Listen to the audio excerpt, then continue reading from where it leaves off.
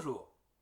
Élection présidentielle, Covid du président, politique de la Fed et du Congrès américain pour soutenir l'économie, poursuite du bras de fer entre les États-Unis et la Chine, eh bien on le voit, les incertitudes sont nombreuses sur les marchés américains, qui pourtant sont toujours très en forme, à des niveaux élevés. Alors qu'attendre pour ces marchés dans les mois à venir? Que faut-il penser de ces incertitudes? L'annonce évidemment du Covid du président Trump n'a rien arrangé. À un mois de l'élection présidentielle, cela a renforcé les craintes d'une remise en cause du processus électoral. Nous essayons d'intégrer tout cela parce que ce type d'événement ne figure clairement pas dans les manuels de gestion, nous dit Gary Dugan de Global CIO Office qui est cité par l'agence Bloomberg. Même revenu à la Maison-Blanche, c'est, guillemets, une contingence nouvelle dans un environnement déjà compliqué. La prudence monte d'un cran sur les marchés, commente Hervé Gouletker, qui est stratégiste de la Banque Postale AM. Autre commentaire, la balance penche désormais du côté des risques, avec une situation toujours tendue, une réserve fédérale qui ne se presse pas pour annoncer de nouvelles mesures pour faire pression sur le Congrès, et une économie mondiale toujours fragile, résume à mon avis assez bien Alexandre Baradez, responsable analyse marché d'IG France. Pour le reste, bon, tout d'abord, une remarque plutôt réconfortante. Même s'il a été retardé, il est très probable qu'un nouveau plan de relance américain voit le jour, quel que soit le résultat de l'élection.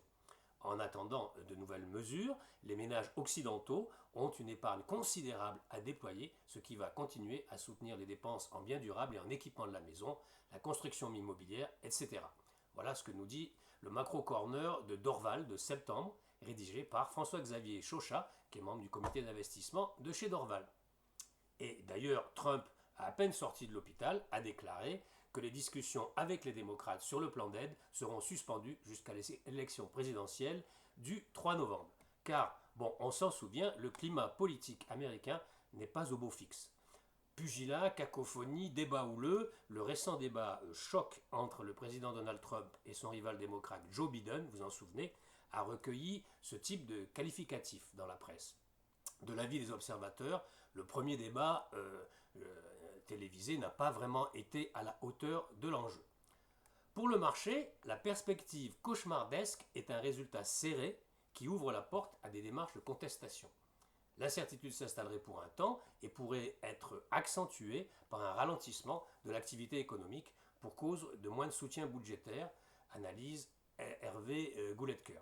Il ajoute d'ailleurs, si à Washington les démocrates et les républicains du Congrès sont incapables de s'entendre sur le lancement d'une nouvelle tranche de soutien à l'économie, le risque est que la croissance perde de dynamisme à compter d'octobre. Et c'est en novembre, vous vous souvenez, que le ralentissement commencerait à être visible, période des élections.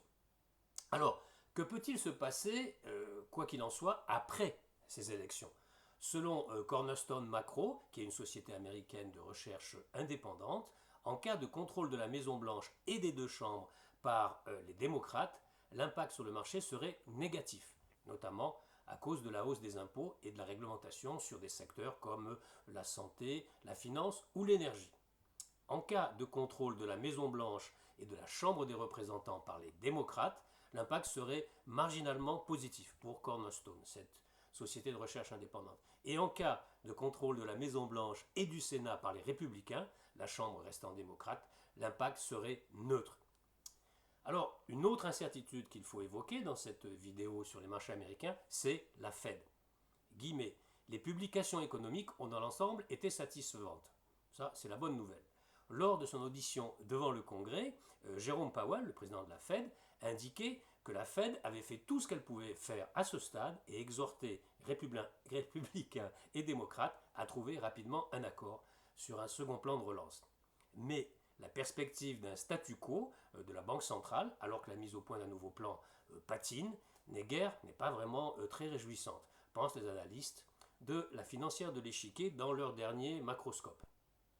Cela dit, quels que soient les différents scénarios de politique monétaire, un relèvement des taux avant 2023 semble très peu probable, estime Sébastien Galli de Nordea AM dans une interview sur All News. C'est un site suisse intéressant. Il ajoute: nous sommes plus confiants que le marché, les actions performeront décemment jusqu'en 2022. Alors, conclusion, on voit les sentiments divergent, mais à mon avis, une seule chose émerge Et une seule certitude apparaît dans tout ce débat, c'est que la volatilité risque de persister sur les marchés américains. D'ici là, je vous souhaite de bons trades et vous dis à bientôt pour de nouvelles news du chalet.